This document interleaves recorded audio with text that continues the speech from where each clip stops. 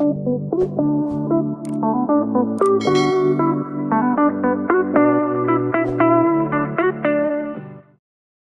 and welcome to From URL to IRL. I'm Valerie and today I'm here with the metal band Trunk. They are out of Philly and we are going to sit and just kind of chat about how they got started, how they met, things like that.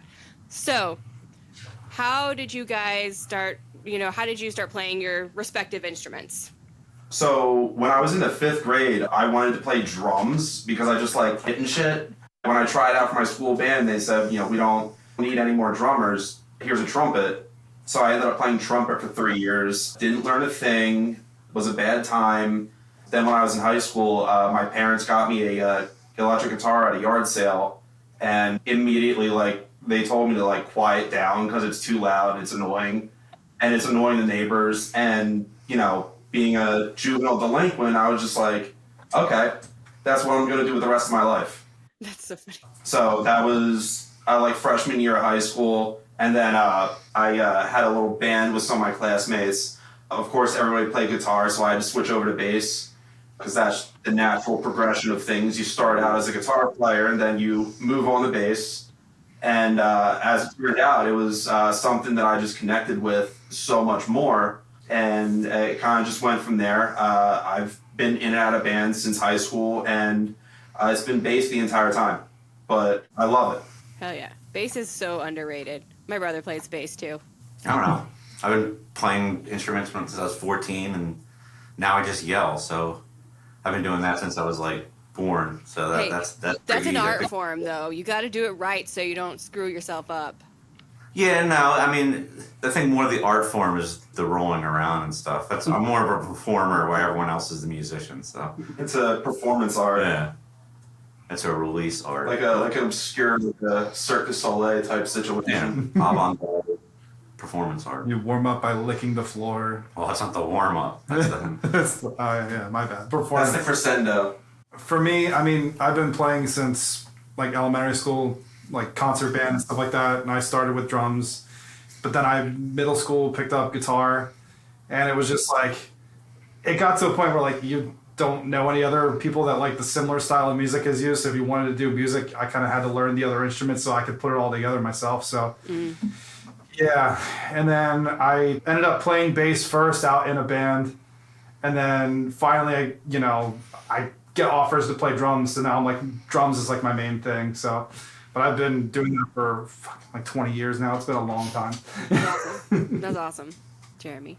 I saw the video for Smells Like Teen Spirit when I was a kid. And I saw Kurt Cobain in that video, and I was like, dude, I want to fucking play guitar. That's actually the same thing that I went through. And then my grandma gave me one. It was acoustic, and I was my hands were too small. I was only 10 years old at the time. Yeah. And I couldn't make frets or anything, so I had to learn how to stretch my hands more to try and play songs.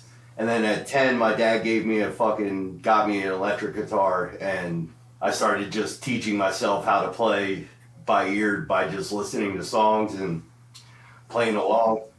Then I learned how to play bass as well, played in punk bands in high school playing bass and shit.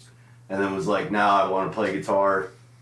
Did that, moved to fucking Boston, played in a bunch of metal bands and shit, played around Berkeley kids to get myself better, and then I've been playing now for 33 years.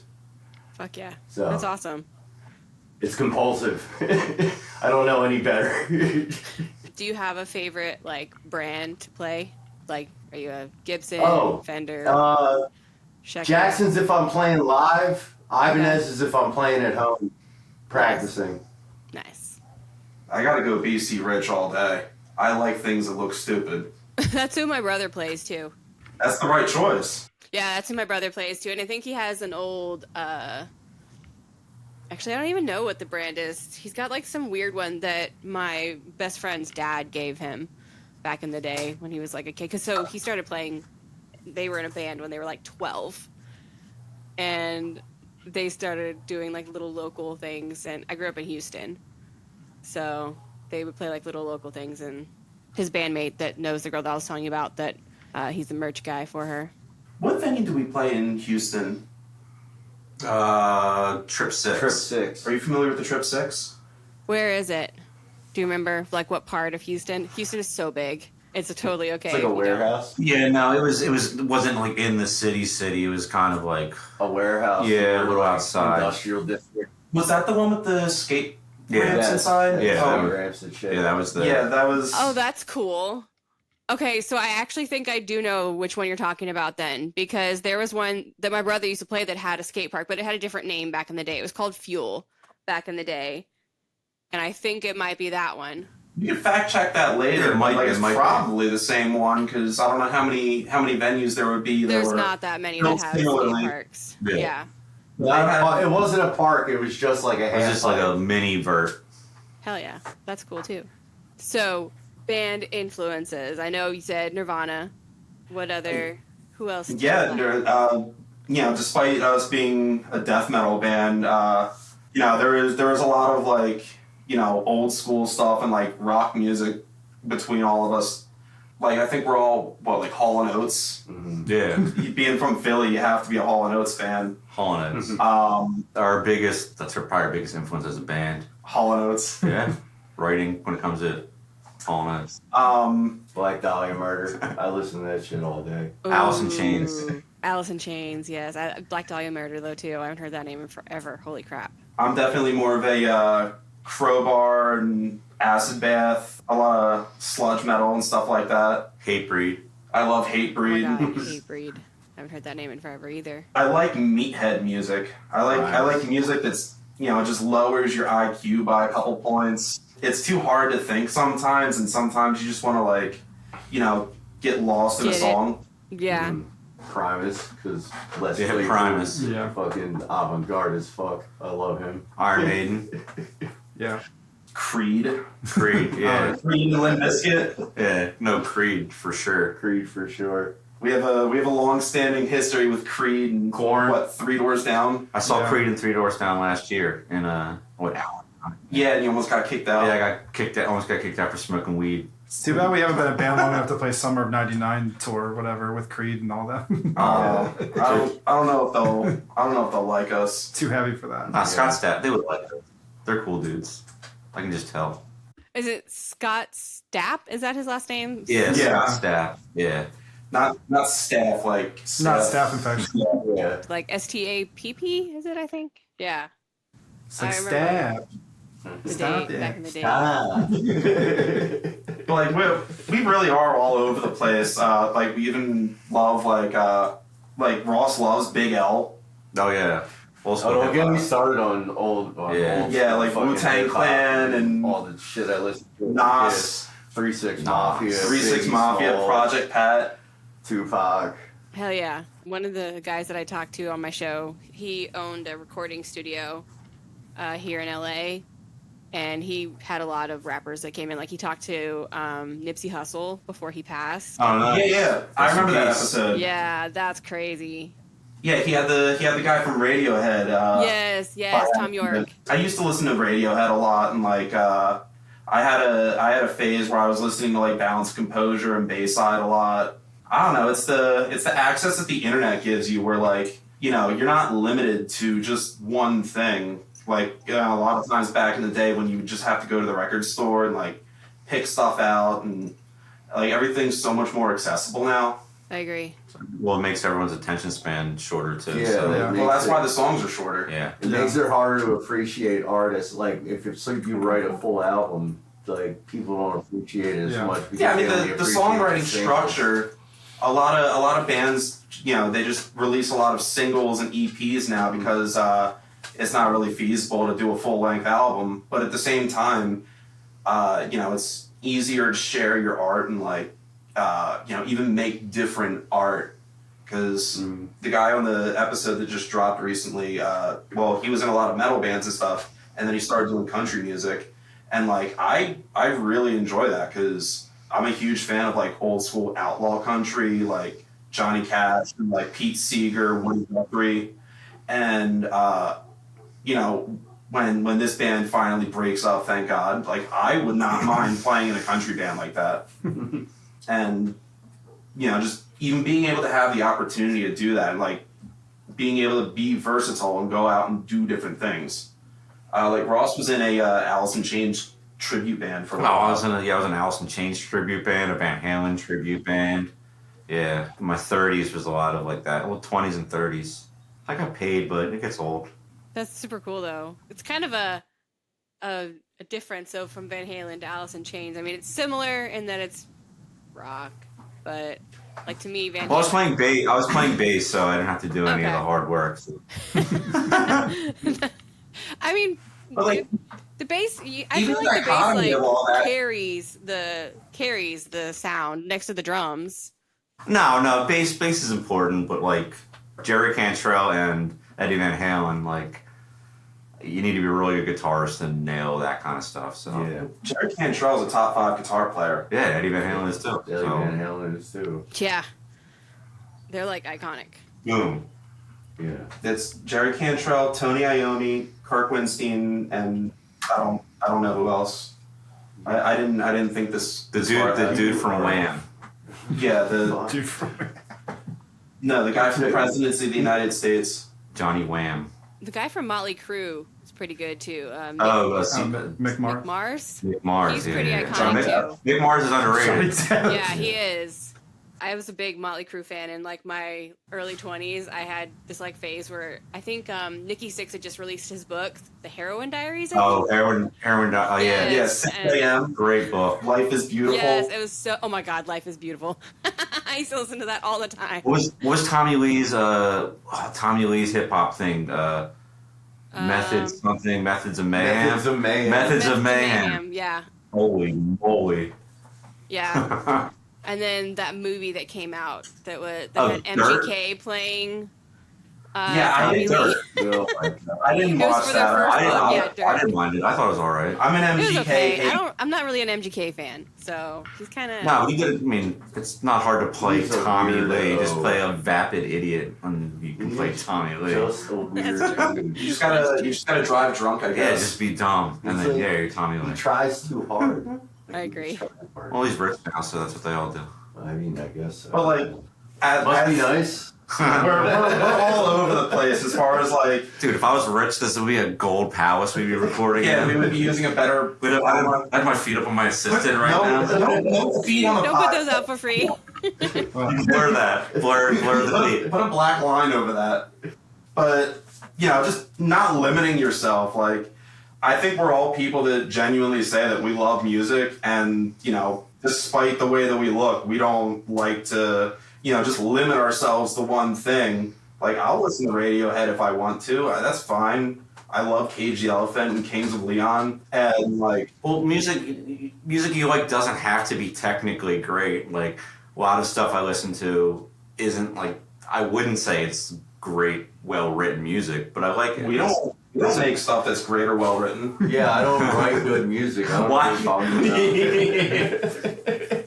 So, it's all about having fun, and exactly. What are you going to do? Put yourself in a box and, limit yourself? The amount of influences you can take are endless. The amount of things you can enjoy are endless. And, nobody can put you in a box. Hey, you paint with all the colors of the fucking rainbow. It's fantastic. Unless you're David Blaine, then he goes in the box. And then David Blaine. Y'all were talking about, it's funny, I wanted to go back to mentioning how it's so hard for people to keep their attention spans now, because I'm a big fan of Noah Kahan, and people complain all the time about how long his albums are, because his albums are usually at least like 16 songs, and his most recent one is 21, and people were just like, oh my God, you expect me to listen to all these songs? And I'm over here like, I will listen to every single one of them. Well, it depends on what. Yeah, like I'm still. I guess I kind of am, but like Tool, like. Oh yeah. I used to really listen to Tool, and like some of their songs, like the shortest song in some of their albums was like 6 minutes long. Mm-hmm. So like, you know what I mean? And even like old Led Zeppelin stuff, especially the live stuff, they would have like a 20-minute live version of something. Like, I don't know. It really depends on what you're into, but even I get like bored sometimes with overindulgent stuff, because I think there's a difference between writing something for a reason and just doing something. So yeah. Mm-hmm. I agree. One of my favorite bands, Bell Witch, has a song called Mirror Reaper. It's an hour and 20 minutes long. Holy Oh my mackerel. god. Song. And despite the dozens of times I have played that song and like, how many times I've listened to it, I love that song. Yeah. I don't know how the song ends. I never made it to the end of the I song. wouldn't know how the last hour and 19 minutes went. It's the best part. You gotta hold on. That's crazy. It's a slow burn, trust me.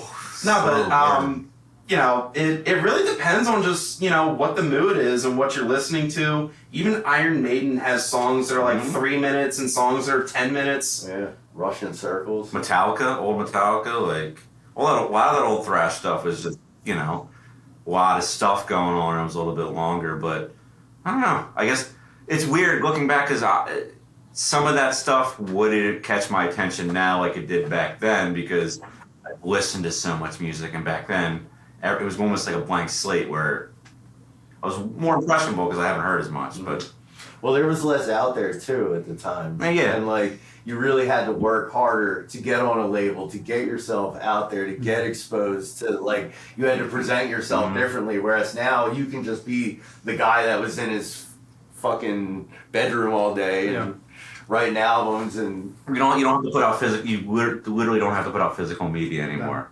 No. You can But I still miss that time though, when you're like, I would find records or find bands by finding them in shops, because it's like the internet wasn't a thing in the early days of like my youth, or like I found so much like of that like technical death metal. Frostwire. Well, not LimeWire, but like it's a little bit of LimeWire, a little bit of LimeWire too. But I mean, it was just like I discovered bands like The Faceless when I like picked up that album Planetary Duality. Like that album cover is just ridiculous. You're like, holy cow! It's so good. And then like Brainsville and some of those other bands, and just like Cannibal Corpse. There's just all these bands with these ridiculous album covers, and like I miss that. Like you were selling your music based off of the art alone. Yep. So you're like, you'd see that, and you're like, this is badass. And then my fact check would be like, I would check what label are they on. Is this like a Metal Blade, Sumerian? Like, then I'll know if it's Sumerian. It's like it's deathcore or whatever. Maybe and like the Metal Blade isn't Relapse. They put like labels will put out compilation albums too, and you can listen to 25 songs, hot topic ones, the Punkorama ones. I found out about so many bands from just compilations. Yeah, I still have a stack of them at home I used to get from like the Metal Hammer magazines growing up. So like I found a shit ton of bands that way. Yeah. And even old, like back before like podcasting was super popular, there was one or two podcasts I listened to in high school where I found like Arsis through there, and just like random like that shit, like hearing a song for the first time from a band like that, like being in like freshman year of high school, and you just hear this like technical shredding and like ripping your ears apart. I'm like, what the fuck is this? That was like Slipknot for me though. The first time I heard something that would like really, really fuck me up was like first time I heard Slipknot. Oh yeah. And I was like, holy, the self-titled, Eyeless. I was like, what? I never even heard a breakdown like that before. Yeah, Eyeless is off of the self-titled. It's the first album. The first Slipknot album definitely was a gateway for so changer. many. It was a young That's what I was about to say. That was my gateway, and I love Corey Taylor too. It bridged so many fucking things at the time, and they just drew everybody in. Well, I actually like something that we had in common. Like we can all relate to this. I know you're a big Seether fan, like an Evanescence fan, and me and Tyler are roughly the same age, and we all when we were in high school, we were listening to our local radio station WMMR, the Preston and Steve morning show, and what was playing, like Seether, Puddle of Mud, probably it's probably still playing. Breaking Benjamin, Papa Roach. Yes. And the programming hasn't changed in 15 years, I'm sure. Yeah, well that's a separate issue, but the artwork on the album is appealing to you, where you heard it on the radio, or in the case of Noah Kahn, I'm sure you know the band Typo Negative. Peter Steele always made it a point of why would I make a short album? The CD, the album costs the same amount of money, whether it's 30 minutes or 60 minutes. So I want to give people the value for their money. I'm going to give them an hour-long album because because, I don't want people to feel ripped off. And, do I want to hear, an hour and 10 minutes of Slipknot? Maybe not, but like, if I'm listening to like a folk album or like, some very pleasant, nice storytelling, absolutely. Hour and give me a double album. Yeah, or the Tony Hawk soundtrack. I found out about tons of music from Tony Hawk. Oh my gosh. Video games. That just reminded me of that game that was popular when we were, I think it was like in 2005. There was a skateboarding game that I always played, and Tony Hawk was one of the characters, and there was music that I would find on there. That's where I was trying to go with that. Was it American Wasteland? Yes. Yes. Yeah, that was a good one. That was one of my gateways into hardcore, because a lot of the soundtrack was like emo bands and metalcore bands covering old hardcore songs. Green Day is doing their like side project covering the Misfits. There's like Gorilla Biscuits covers on it. Fall Out Boy does a Gorilla Biscuits cover. That was a huge gateway for me. Guitar Hero 3 was a huge gateway for me. That was the first time I ever heard Metallica. The breakdown at the end of 1, just the dun, dun, dun, dun. My brain just went plooey. Guitar Hero is where I heard Black Sabbath for the first time, because they had I don't remember which song it was, but it was the da-na-na-da. No, that was bad. That was terrible. Into the Void. Yes. Okay, you got me. I have many Black Sabbath tattoos. Black Sabbath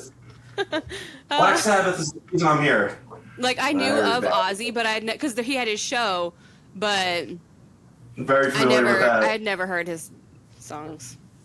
We love Jack Osbourne throwing rotting meat into their neighbors' yards. Well, the Osbournes. Oh, Yeah, yes. great show. The Osbournes. And now, Kelly. Poor Kelly. She is... Poor anyone. That's true. They're all going All through of it. them. Rest in peace, Ozzy. It's a rough time. Ugh. Yeah. But yeah, so I loved. Slipknot also led me into Stone Sour. I was a big Stone Sour fan too. I saw Corey Taylor with them live in Houston. They did, my radio station that we had this thing called BuzzFest, and it was a huge festival, and loved that. Nice. It's all the festivals too. Like you mentioned that you're going to Warped Tour soon. Yeah.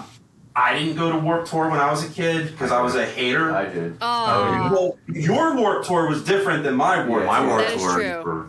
So we have an age gap of about 10 years. Yeah. So when they were going to Warped Tour, it was like all the punk bands. No FX, Pennywise, Real Big Fish. Like, Yeah. Agreed when they were MXPX. still touring on their first See, album. I could have seen Katy Perry. That is true. That is true, because she was also Yeah, she played in a her year. defense, Oh, really? she was So- kind of a little different when she first came out.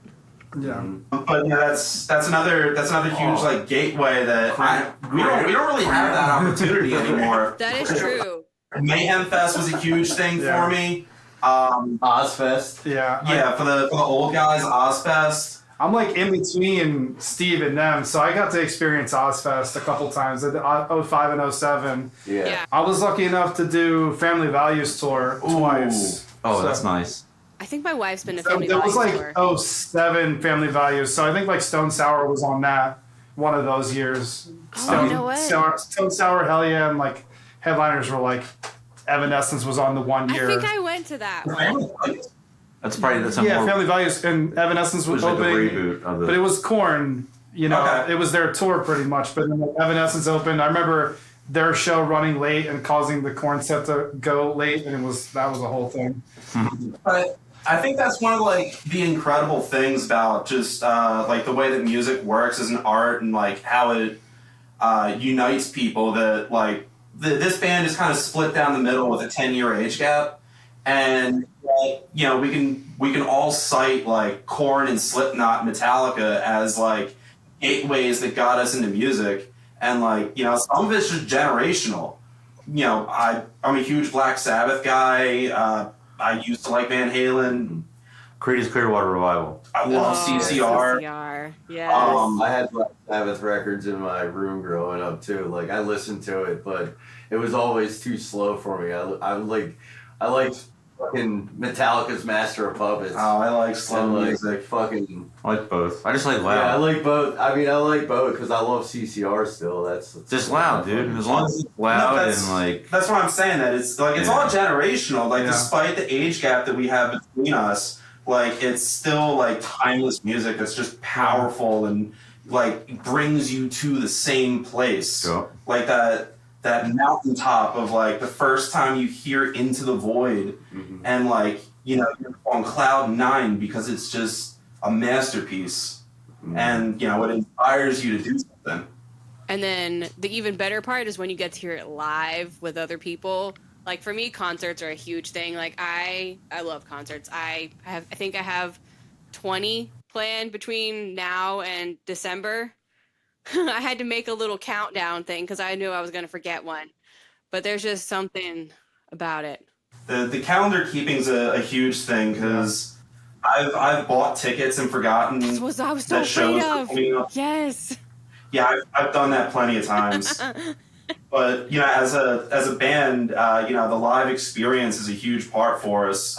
Mostly because like we are a live performance band, and that's how we perform. That's how we express ourselves and express our art. Because there's only so much that you can do on a record, and like only so much like as much as we try to put our emotions and our feelings into making the album, it's a complete circle when you see it live. Yeah, and people don't want to see you just stand there and look at your hands. No. Like anyone can do that. Yeah, we make it a point that when you pay $10 to get into a basement show, you were getting your $10 worth. Yeah, because times are tough. Nobody has any money. I was about to say that. Yeah, live music is becoming so inaccessible for some people, and it sucks. Yeah, and that's something that we want to do is we want to make music accessible, and even though we're playing death metal, which is a pretty inaccessible genre for a lot of people, we do try to make it as entertaining and as inviting as we possibly can. And we always encourage people, if you've never been to a death metal show or if you've never experienced something like this before, come hang out with us at the merch table. Well, yeah, and if you don't have enough to get in, just let us know. We'll get you in anyway. Yeah, we've never turned anybody away at a show. Whether or not it says, a lot of DIY shows, it'll say, was it not turn away for no lack of not funds. fluff. Yeah, not a fluff. It's an acronym. No one turned away for lack of funds. Yeah. And that's like something so beautiful about the DIY scene is like, we all need gas money, but if you don't have gas money to give the traveling band, come on in anyway. Mm-hmm. And like we always, personally, we always make it a point to like make sure that our shirt blanks are like the cheapest ones we can get, to make sure that we're keeping our costs low to sell to people, because we don't want to be charging somebody $30 a t-shirt and have that inaccessible. And we always have like free stuff to give away, buttons, stickers, patches, because like the live experience is what completes the circle, like makes the band and like makes the night. And I know for me personally, like when I was a kid, my friends took me to a crust punk show. It was Tulsa Doom, I think Siege, and Ground. And that was the first time I experienced music like that, because it's like crust punk, power violence, grindcore, just some crazy shit. And I was perusing the merch table, and the guitar player for Ground comes over and talks to me, and he's like, I think I might have been wearing like a Metallica shirt or something like that. And he's like, what'd you think? I'm like, oh, this is pretty cool, man. Like, I've never experienced anything like this before. Like, what are you guys? And he says, oh, we're a false grind band. We're not real grindcore, we're false grind. And I'm like, okay, that's cool, man. Like, what is that? What is that? What is that? What's grindcore? And I'm like, he's like, here, I'll tell you what. I've never seen you at a show before. Take this, go home and listen to it. And He gave me a T-shirt. He gave me it was the Ground and Bandit split, and like he gave me like a pile of shit to take home. And I told him like, hey man, I don't have any money. Like I got $3 on me to get home on the bus. And he's like, I don't need money. Just take this, and come back to a show. And that's like a core memory that I remember. Shout out Mike Mayo. He's the best dude. Mm-hmm. And I still talk to him to this day. Having that experience of an older person welcoming you into the community, and like it's this crazy shit. There's grindcore. There's people slam dancing and moshing, and everybody stinks because it's crust punks and him giving me that pile of stuff, and that's an experience that like I want to share with people. Go home and listen to this, check out Napalm Death, check out Terrorizer, have a good time. And I'm like 16 years old, and that's a life-changing moment. And being a touring band that we live in the underground, we breathe in the underground. Promoters hate us. We're like the Ninja Turtles. Yeah, we're the Ninja Turtles in death metal. Yeah. So eat a lot of pizza. A lot of McDonald's, actually. Oh yeah, McDonald's for him. McDonald's. Sleep in the sewers. Yeah. We do sleep in the sewers. It's the live experience is something that like it's not just something that you attend. It is something that you experience and you share with other people. And like that's just like the smallest thing can make the biggest impact on somebody, and like, giving a kid a sticker and then he takes it home and, listens to your band and then listens to your friend's band, and suddenly he's 30 years old doing a podcast. Sleeping in the sewer. Yes. Sleeping under the bed. Yeah. What is your favorite part about the process of touring? Just experiencing new places, because every place you go is a little bit different. But like when you're walking around a city you've never been to, it's gonna feel different, then it's gonna feel the same, and then stuff's gonna happen where it's gonna like, oh, I'm not in Philly anymore, or everything's kind of the same, but there's like the charm of all these places you have to go to. You can't read about experiences like just with the live stuff. You have to actually go to, and the only way to do that on the cheap is to learn music and tour a little bit, because it's the cheapest way to really travel and see stuff. Sleep in a van, go walk the cityscape, and then go sleep in the van again. Yeah. And just chill out in the Walmart parking lot. And but you don't have any responsibility. That's like especially when you're an adult, especially now, it's cool. You don't have any real responsibilities. Your only real responsibility is to get to the next place on time and perform for whatever time they ask you to. Other than that, you're kind of just hanging out, and you don't get to do that. Like, that's something only you get to do in your teens and when you're younger. Like, when you're in your 30s and 40s, it's not a thing you get to do a lot anymore. So that makes it more like of a good time. well, I always talk about like the One Minor Threat lyric when Ian MacKaye said that it's not how old I am, it's how old I feel. And like age of the mindset, it's just like whatever you want it to be. You're gonna be an old piece of shit. You're gonna be an old piece of shit. I'm an old piece of shit, but at least I want to go and do stuff about it. Yeah, like I just turned 30. What are you, 41? I'm 40. I'll be 41 in December. Mm-hmm. You know, it's a mindset, and you know, nothing's gonna stop you besides yourself. Very true. Mm-hmm. That's very true. I wish that I had gotten into podcasting sooner, because now I'm like in my 30s too, and I'm like, I could have already been like established. Could have been. It's never too late. Yeah. You have to eventually, like, you know, make that plunge. Like Ronnie James Dio was what, 37 when he joined Elf. Mm-hmm. You know, you gotta push on it. Yeah. I can tell you, for myself personally, even though I played music and been like a bedroom musician for a very long time, I didn't actually play my first like show out with a band until 2 years ago. So I didn't like. I'm doing more now in my 30s than I ever did in my 20s or teens. I'm finally reached the tipping point now where I'm like performing more shows out with multiple bands than I am actually attending shows for once. So yeah, there's that. It's never too late.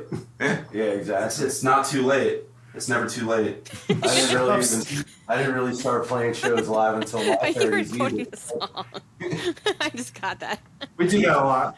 Yeah, I do too. We're a whimsical bunch. You know, you. We like to keep it. You know. Do you use anything to like keep track of your tour stuff? Because I'm actually going to be interviewing a guy that has an app called DaySync, and it's a tour app, and it helps you like keep track of your dates. It helps you keep track of your hotels that you're going to be staying at or wherever you're going to be staying in the venues. It's super cool if you want to look into it. I write stuff down. Old school. I would lose the paper. Right on a napkin. Well, I think we usually don't always stay in hotels. It's always like a last minute, like oh yeah, I think we should stay in a hotel tonight. It's never like pre-planned. Usually it's a feel thing. It's like, do we want to sleep in the van or do we want to sleep on a bed? Like I smell like shit, and Do I need to shower that bad? yeah, I smell terrible, and I need to use the bathroom really bad. So Yeah, I think that's a charm of the DIY. You know, I'm sure you'll get a lot of musicians that come through the podcast that have support from record labels and have some some investments backing their. we got some like Angry Tooth Records. Shout out to them. They hooked us up with a like vinyl and a bunch of stuff. Hell yeah. They're out of Texas, so that helped on the road when a label hooks you up with stuff and doesn't expect anything back and just like take this, sell it, and use that to tour. That's what a real DIY label can do for you now. It's hard. Like bigger labels aren't going to do anything really for you. Scum City helped us a lot too. Well, Scum City, yeah, in terms of production, Yeah. Oh. So Scum City added more Richmond too. Yeah. Ooh, speaking of record labels nowadays, have you seen some of the stuff that they do? I don't know What, how, AI? but I got on like record deal talk, and there's this guy he doesn't say who he works for, but he just kind of like makes videos talking about like from the point of view of the artist and then the record label talking about like the things that they do and expect now of their artists is some crazy shit. Yeah, you might have just release stuff on your own. Exactly. Exactly. Good enough. And it's terrifying the control they That's have. the thing now is it's like there's more, if you want to call it, power to the people because you can do all of this shit. Like you're doing your podcast yourself, totally self-produced. We do our band ourselves, mostly self-produced. You know, we pay a little bit to have our friends, mix or record our records or stuff like that. But like you don't need a big label to book shows and book tours. You just need to know people. And then having music distribution where you can just like literally pay $10 and upload your music and it's everywhere. You don't need the big labels to do shit for you anymore. It's just like the barrier came down, but now everybody's doing it. So it makes it like a little bit harder to break the noise, like to, get your band heard amongst other bands. But at the same time, it's just like I like the era that we're in, even though as much as I'll say I'll miss the old shit from when I was like in my 20s, but like now actually like gigging out and doing shit in my 30s, I'm like, I do a lot of like social media stuff for like my projects that I'm in, and it allows me to like reach out to people that I didn't think would ever hear our stuff. Like I'm like doing a lot of stuff on TikTok, and then I'm getting people from like, oh, I'm listening from the UK or I'm listening from Australia, and I'm just like, holy shit! Like you would never think as a kid growing up in your bedroom just playing guitar that like somebody overseas is going to hear your music.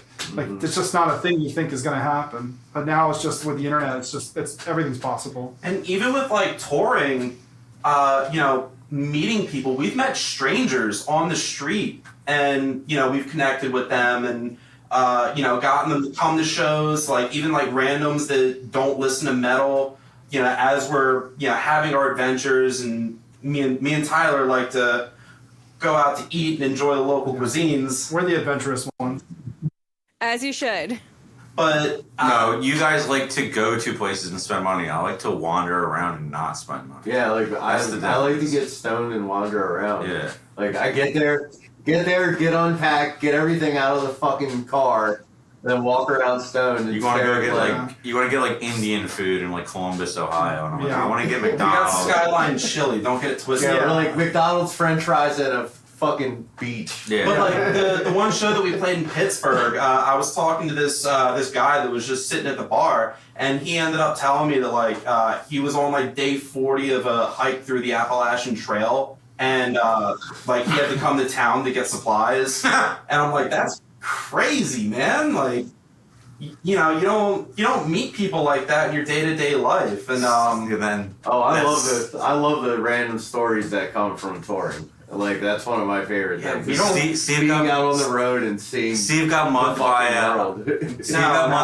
Steve got mugged by a homeless lady in Tennessee with a banana. Oh no. no, I was Knoxville. I had tour flu because every time I spend more than 3 days away from home, I get very sleep deprived and stressed, and I just instantly come down with flu-like symptoms. So I walked to the Dollar General to get some Dayquil and a Red Bull, and I don't. Wasn't this when you were eating raw hot dogs? Yeah, he was eating raw hot dogs. Not raw. It says they're pre-cooked on the package. Bro. Did not hot sleep. dogs, And that's, whatever. you don't drive at all on those tours. I don't like driving the RV So then what the hell are you sleep deprived? because What are you doing back there? we had We gotta put a 9 baby cam in the back of the. we had 9 people on a 4-person RV. Oh, it was not a 4-person RV. It was 7-person. When we're driving in Texas and Jared's hitting them tight turns, and I'm thinking, I was sleeping like a baby. Cliff Burton, this is the day. Listen, man. I woke up the next morning. I was like, "We're here, safe, sound." Yeah, I was the only other person awake that night. I'm just curled up in a bundle in my little camp bed, thinking like, this is it. This is how I go. Oh, man. Oh my Very gosh. hard. Okay, so I feel like this is a good Yeah. time to segue into how you met the rest of the guys, Steve. We start from So- the beginning of. Well, how about you two start, because that's where the story really starts. Mhm. All right. Well, Jer and I met how many years ago? We're going on what? Fuck.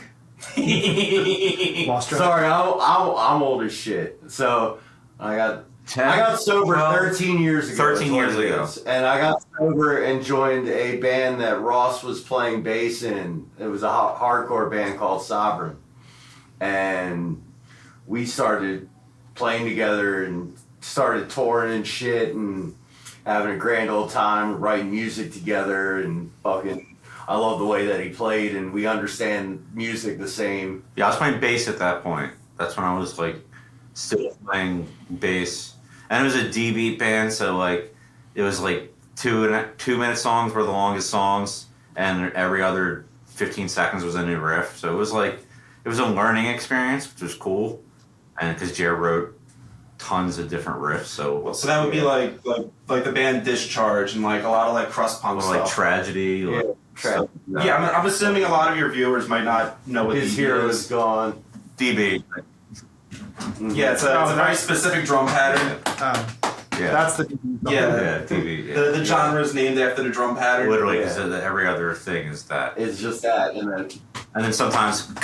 then you throw a breakdown.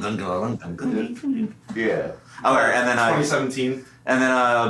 stuff happened. You know, Life happens. Life happens. I stopped playing music for a little bit. Or I was probably just messing around with like cover bands and stuff, and I started this band when I was working at a print shop. I found the guitarist I was working with, and I found a drummer off of Craigslist, our original drummer. And we played for a while. The guitarist didn't work out. Jer literally moved back you were living in Boston at that point. No, it's Syracuse. Syracuse, I was yes. playing in a band Bleak. called Bleak at the time, and I lived in Syracuse, and I wound up moving back to Lansdale and moving into a house that Ross just so happened to be living in. Yeah. and Yes, we just started playing and literally just started up again until about, I don't know, 2019, 2020. Like, pandemic, all that stuff happened. mhm. And then we got kind of bored and got back together and just started kind of writing in my apartment. I was just on drums, doing basic drum stuff and writing riffs. yeah. And then kind of the band started back up again in 2021, 2022. Our buddy Wu played drums for a while there. And then I didn't want to play bass anymore because I was He kept smashing. I was breaking stuff and I wasn't playing bass. So I was just like, He would play the first like 30 seconds of the first song, throw his bass off and run around anyway. And the bass then was back the whole time, yeah. Like it so it wasn't working out. yeah. And then Dave, like, I'd let other people play I bass. was constantly fixing stuff. Yeah. So I went back on my trusty Craigslist and found Steve. And then when Steve was in the band, we played for, 2 years with you before Lou had to step back. And then we kind of had a couple different people fill in until we found Tyler. And that was about, a year and a half ago? Yeah, it's been a little over a year. A year and a half, That's probably. basically how we got to here.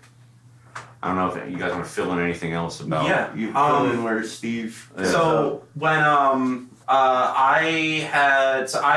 most of my experience playing in bands was playing hardcore bands like stuff like Biohazard, Madball, Trapped Under Ice, stuff like that. I joined a band like immediately after high school, and that was actually off of Craigslist. Coincidentally, I did this twice. So He's a repeat offender. I was listening to like a lot of entry level stuff, like Linkin Park, System of a Down. I had a friend in high school that got me into thrash metal, so I was listening to like Toxic Holocaust, Municipal Waste, Warbringer, stuff like that. And right after I got out of high school, I'm like, I don't have a band. I need to be playing music. This doesn't feel right. I need to be seeing the world. I need to get out there. I can't not do this. So I went on Craigslist.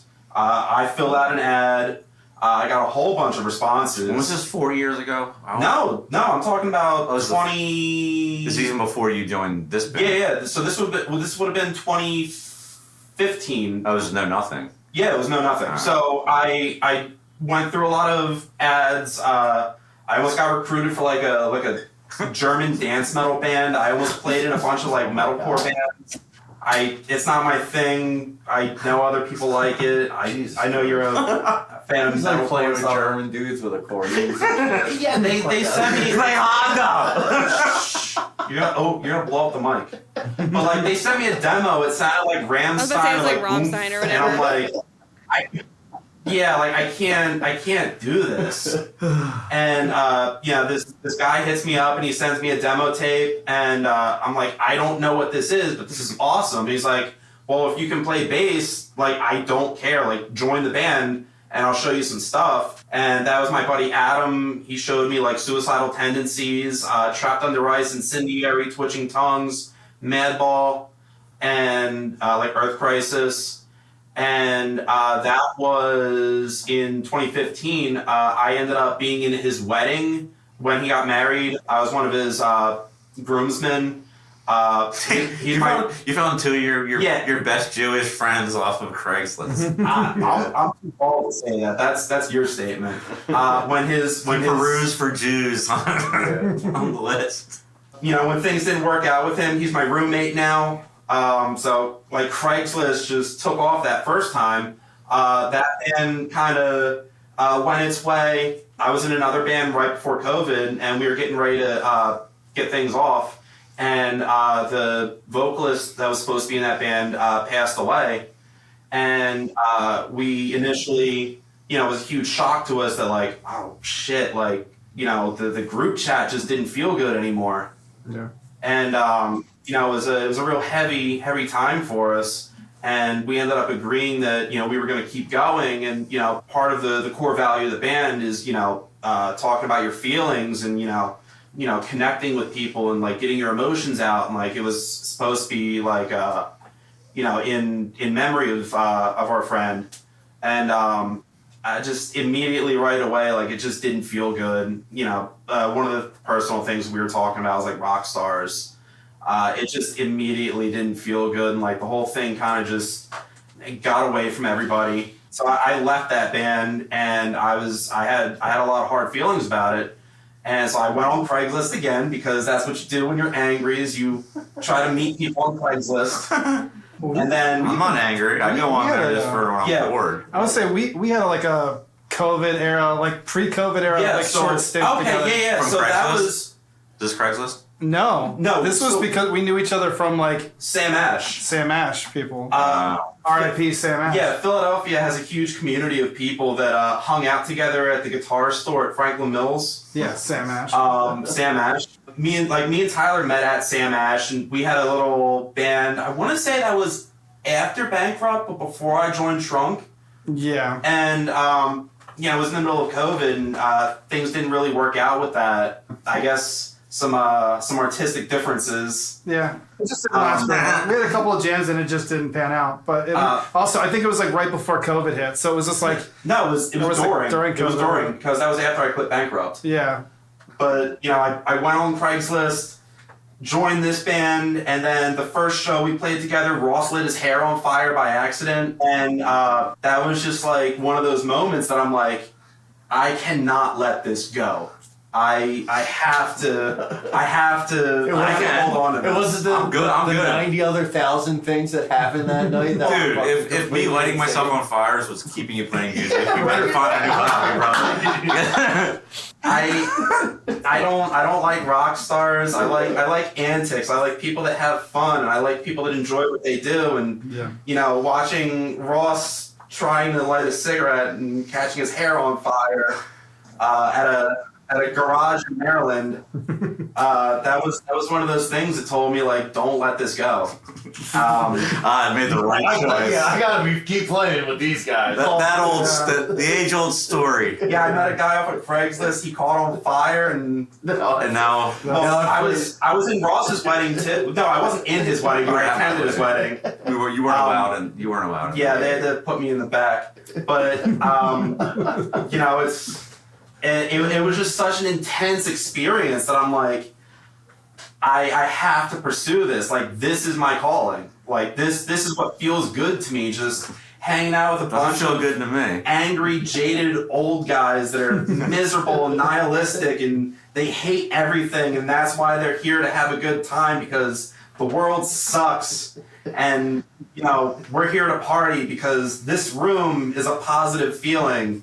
We're all here in this room to celebrate and, comfort each other as the world dies, and we're gonna catch our hair on fire because we're soaked with absinthe. And it's been almost 4 years now since, and dozens, if not 4 years. I was right. probably 100 shows by now. Just my first tour. Oh my God, they hazed the shit out of me. But yeah, we put them through it didn't turn out like a Jason Newsted thing.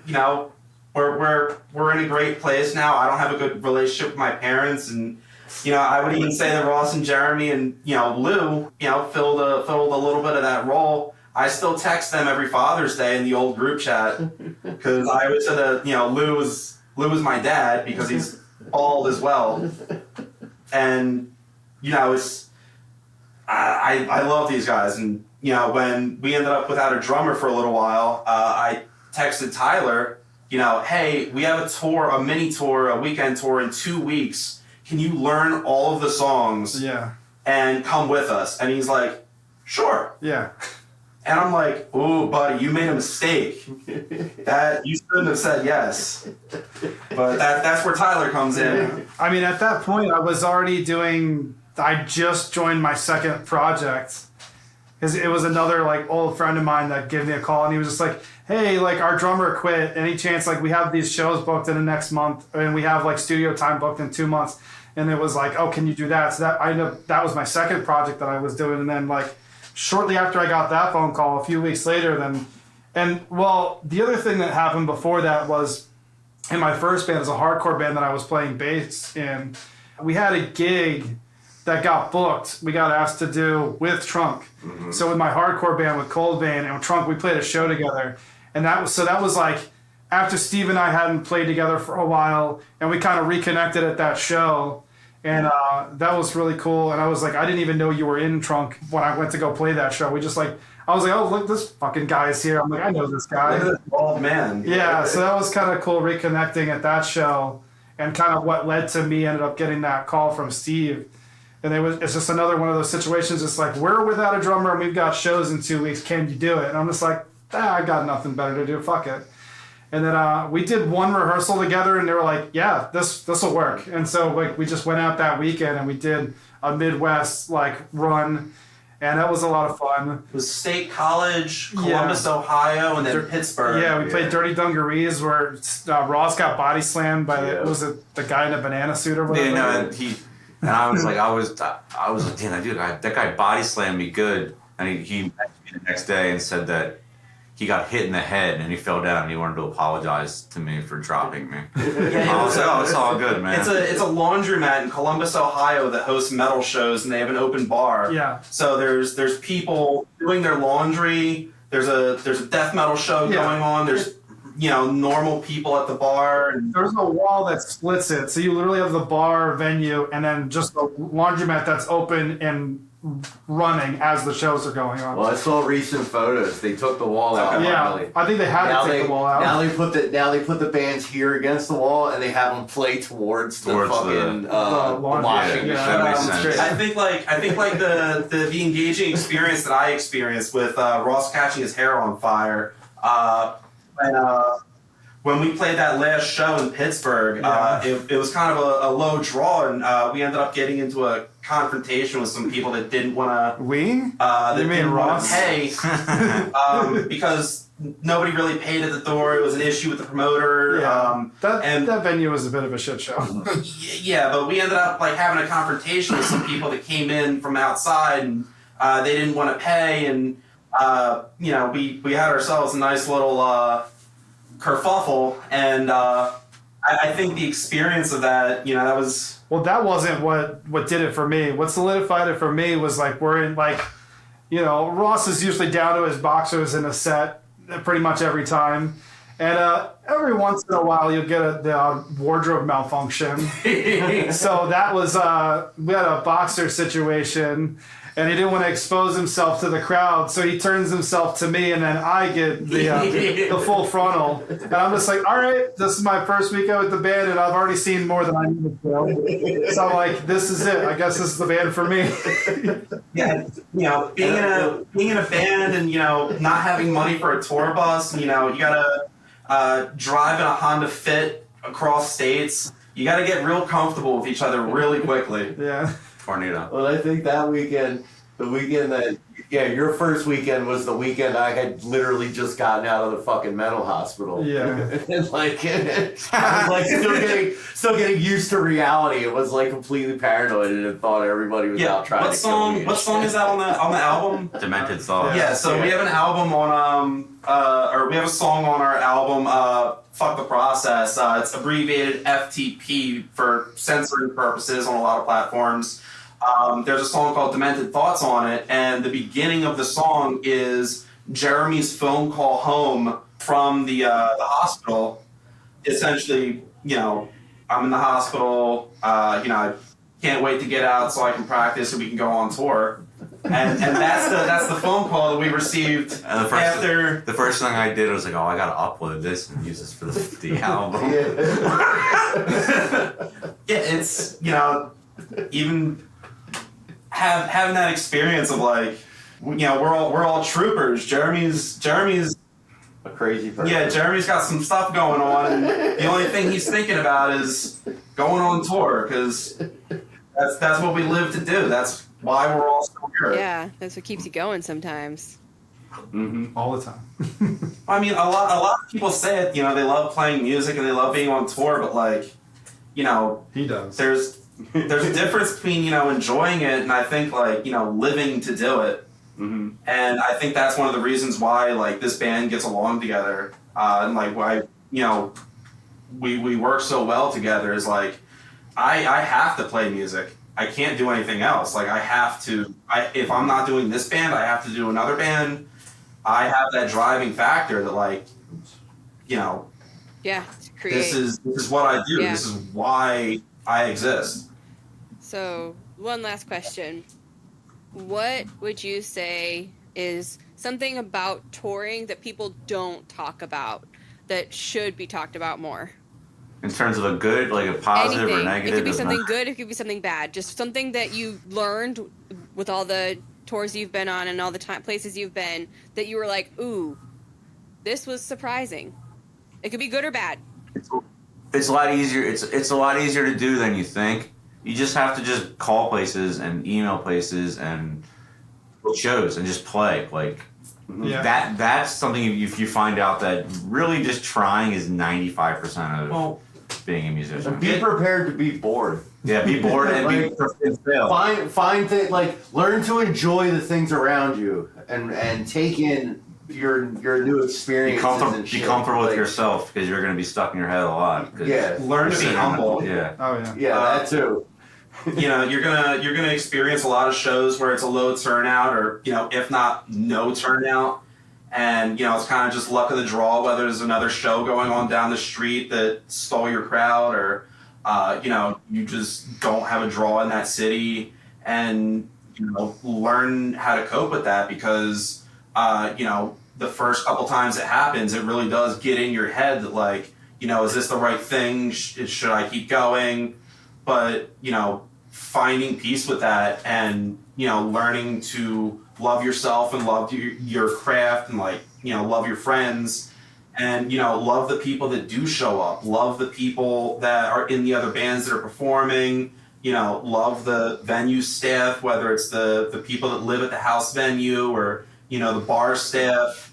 I think touring is about connecting with people, and it's about love, and it's about finding things in common with other people. Being able to adapt to people and with people, because it's like when you're in a band, especially like a DIY touring band, you have to adapt to each other because it's not always going to be like it's going to go my way. It's the best time is when everyone's kind of like, I can deal with that. If all four of us are just like, we can deal with that, then we're fucking set. Learn how to compromise. Yeah, compromising and just like you're a unit, especially when you're away from home. Like no one wants to like be away and feel uncomfortable and feel like they're not on the same page with everyone. So when you're away and you're kind of traveling, you want to make sure that everyone's on the same page and everyone's like pulling in the same direction because it's hard enough, expressing yourself and putting yourself out there. You want to know that the three people with you have your back. So that makes it real easy.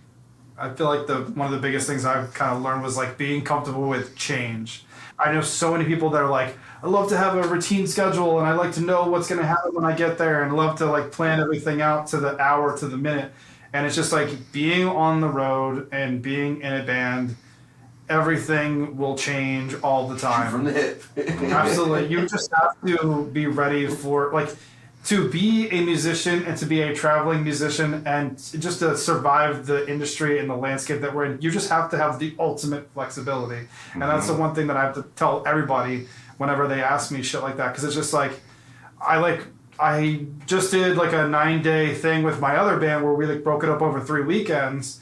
And like, things would change all the time. It's just like, oh, we're like, maybe interpersonally in the band, we're like changing songs in the set. We're like, oh, we want to throw in this new song, but we haven't rehearsed it. Or like literally the morning before the show, one of the bands drops off. And it's just like shit like that. Like nothing is set in stone until it happens. We were set to play a show one time in Atlanta, and we were what? The day before The day before, we were like maybe... We were in South Carolina, I believe. And we had to cancel the show because of some stuff going on, and it kind of was my show. Like, I was the one booking that tour, and I had other people relying on it, and it sucked. But luckily, I surrounded myself all with people that I made the decision, and everyone was like, makes sense, we trust you. Like, you don't have to deal with people that are like, I don't know, I don't... Like, that's, you need... That's, what is it, too many cooks, too many... Like, too many cooks. Everyone needs another place. They need to do what they need to do, and know your job and do that. Yeah. Like that's the other thing. It's like everyone kind of has what they do, and it's shifting too. Like it moves around. There's an ebb and flow, but like you can't have everyone doing everything, and that's something I needed to learn. You need to pass off like having roles for people. Yeah, trust, and once you get trust with people, it's easier to do that. So. Yeah. I think for especially a lot of like for the music that we play in Philly, we have a huge scene in like the colleges, the Temple kids are always doing bands, and they're always making new bands, and it's just any given day there's a dozen new bands popping up. And I think, for a lot of younger people touring for the first time and playing their first shows, being able to experience, playing with older people and, older bands, learning how to interact with them. And, it's all a part of the world building process of learning how to influence people and how to take people under their wing. And like I mentioned previously with Mike Mayo from Ground, there were a lot of bands that influenced me when I was a kid, and a lot of bands that brought me to shows and, helped me, grow into this role. And now that I'm 30 years old, it's something that I want to do and I want to give back. And now that I'm older, we go to shows and we have a lot of teenagers that are, a teenager shows up wearing an obscure band shirt from when I was a kid. And it's just this mind blowing thing of holy shit. I was listening to that band when I was your age. That's crazy. Learn how to pass the torch. That is because I wouldn't say that your time is limited, because obviously we're all time old. is always limited. Always live like that. We're old, and we're not gonna don't take anything for granted. You got today. Just do it. It's never too late to get into it. It's never a time to stop. I'm gonna be doing this until I'm past expired. Right. That's what I'm saying. It's like a double-edged thing. It's your time is limited. It's that, living once sort of thing and grabbing life, just kind of doing the thing. It's if you want to do it, just do it. But it's even if you're 41 or if you're 19, if you want to do the thing, do the thing. Yeah, if you're in high school, find friends to play in a band with. If you can't agree on the music, go find kids in a different high school. Or just do whatever. Be careful joining a band with older members. Don't go on Craigslist. Yeah, don't do what we did. Yeah, don't do what we did, because I do as I say, not as I do. I don't want anybody to get harmed as a result of my advice, but or whatever. Do you? Yeah, honestly, whatever you're passionate about. Whatever you like to do that. Find a mentor. We're not here to tell you otherwise. Make music by yourself. Do a project with GarageBand. Yeah. Don't let anybody stop you from, making your art that you want to do. And whether you're too old to do it, too young to do it, if you don't have enough money, call Steve. He'll give you money to do it. Yeah. No, that's Warlock Guitar Tabs. I hate that guy. Yeah. Just don't stop. Yeah. Don't let anybody tell you to stop. Yeah. Make your art and publish it and get it out there. True. And make yourself happy, because that's the DIY ethic. I always say you need to do it yourself, because nobody's going to do it for you. Yeah. true. Yeah. And that's been the driving factor my entire life. Just get out there and do it. Yeah. Nothing can stop you. And one last little lesson I could leave with somebody that I learned much later on was don't be afraid to walk away from a project that you've invested years in. I spent the majority of my 20s Are you quitting? No, I'm not talking about. I was invested. I was saying I was invested in a high school band that I started when I was in my senior year of high school, a group of guys that I knew really well. And I stuck with that project for entirely too long. And it was just a lot of those guys were a few years older than me and had experience playing out and playing shows that I didn't have. And I was still green. I still had never played a show live. And I was just so I spent all that time just working and then thinking about that band. And then just because I was so dwelling on that one particular project, I didn't open myself up to thinking oh, I could just do another band, or I think that, oh, this isn't really going to go anywhere. It's not worth my time to just stay. And I could say I can leave and it's okay. That's the kind of advice because I'm just that's one of the reasons why I didn't play out until in my 30s, because I spent all my 20s just working and then trying to work on music for a band that just wasn't going anywhere, just because it's difficult to find all the people that align in the same way. And that kind of goes back to that weekend that I had with these guys. It's I found 3 guys that really aligned with the same shit that I wanted to do, and I was just don't let it go. You got a good thing, don't let it go.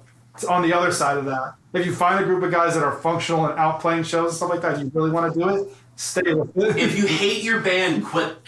Dude, But if you love your band, don't quit. Yeah, I played so many bands, like, in, like, trying to fight everyone in the band on the Yeah. way out, and I felt so much better. Yeah. I've been in bands where people wanted to be the guy in control and have control over. Yeah, it's the everybody. rock star. And it's like, and Yeah. you're like, yo, dude, you can like step the fuck back. Right. Just But being in a band is like being married to 3 other people at the same Yeah. time. It's the polyamorous relationship from hell. Yeah. Like, it's bad. It's not good. No. I love it. I love it. That's good though. It's all about finding people that are on the same wavelength as you, and like, finding people that are just as mentally ill and just as hateful and nihilistic and have the same approach to life.